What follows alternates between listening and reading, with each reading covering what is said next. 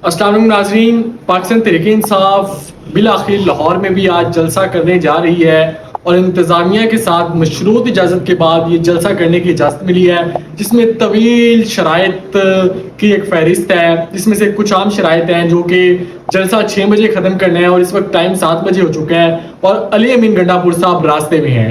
पहली शर्त की वायलेशन होगी। दूसरी जो अहम शर्त है कि अली अमीन गंडापुर आकर माफ़ी मांगेंगे अपने जो पिछले बयानात की है जो इस्लामाबाद में हुए।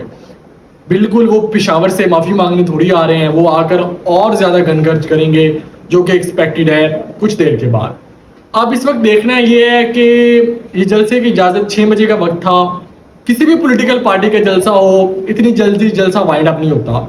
इस्लामाबाद में भी हमने यही सूरत देखी थी कि 7 बजे के जलसे का टाइम था। जब 7 बजे का जलसे का टाइम खत्म हो चुका था तो अली अमीन गंडापुर अभी भी काफिला उनका रास्ते में था और वो कोई अटक पुल क्रॉस कर रहे थे और उसके बाद 8 साढ़े 8 बजे पहुंचे थे और वो जलसा 10-11 बजे तक चला था और फिर इंतजामिया की तरफ से शेलिंग भी की गई थी और वायलेशन पर SOP की खिलाफ वर्जी करने पर, जो कि एक पहले कानून भी आया था कि जो जलसे और एहतजाज के जो SOPs है उनकी खिलाफ वर्जी करेगा उसको 3 साल कैद, और फिर तमाम जो PTI के पार्लियामेंटेरियंस थे इस जवाब की बुनियाद पर गिरफ्तार कर लिए गए थे।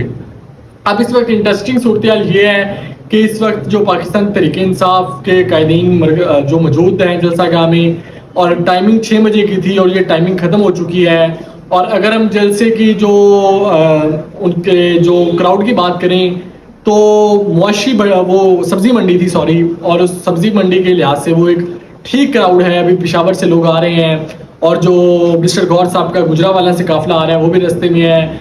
और एक फिगर्स के मुताबिक 2000 से 2500 लोग लाहौर से शमूलियत इख्तियार की है, काफ़िला पहुंचा है। उसके अलावा भावलपुर से भी कोई 1500 लोगों का काफ़िला पहुंचा है और बकाया कुछ मुकामी लोग थे और एक मीन के एक जलसे वाली शक्ल इन लोगों के आने से वो कायम हो गई है। और अब जो KP के वज़ीर आला अली अमीन गंडापुर साहब के साथ काफ़िला है जो कि KPK से पेशावर से आ रहा है, वो एक बड़ा काफ़िला है। वो काफ़िला जब जलसे में शामिल होगा तो ये एक अच्छा क्राउड हो जाएगा। लेकिन अब इस तरह के जलसे पूरे पाकिस्तान से लोग इकट्ठा करके एक सब्जी मंडी में जलसा करने की कोई गेंस और कुछ फ़ायदे पाकिस्तान तहरीक इंसाफ को होंगे या फिर दोबारा वो SOPs की खिलाफ वर्जी करने के वो एक हुकूमत है कि उसको बहाना बनाएगी और इनके 10-15 MNAs 20-25 बल्कि MNAs को उठा लेंगे और उनको अरेस्ट कर देंगे और या फिर उनको MPO3 के ऑर्डर्स के तहत गिरफ्तार कर लेंगे।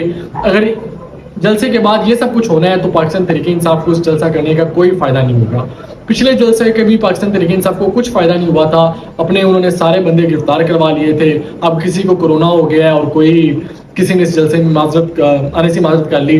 शेर अफजल मरवत का साइड पर कोरोना पॉजिटिव आ गया है। पहले तो उनकी जो हेल्थ है उसकी रिकवरी के लिए हम सब वाक हुए हैं, लेकिन ये कोरोना का पॉजिटिव आना जलसे से एक दिन पहले मेरी नज़र में तो शुबहात उठाता है। लेकिन क्योंकि जब वो पिछले जलसे के बाद उनको गिरफ्तार कर लिया गया था और 8 दिन उनको जिस्मानी रिमांड में रखा गया था, तो फिर जब 8 दिन के बाद वो असम्बली में आए थे तो उन्होंने कहा था जी मेरी 8 दिन की गिरफ्तारी का जवाब कौन देगा, वो दिन पूरे करे जाएं। तो लगता है कि इस बार उन्होंने कहा, पहले बता दिया गया था कि आप अच्छे बच्चे की तरह कोरोना पॉजिटिव के तहत अपने आप को क्वारंटाइन कर लें, नहीं तो दोबारा आपको 8 दिन गिरफ्तार किया जा सकता है।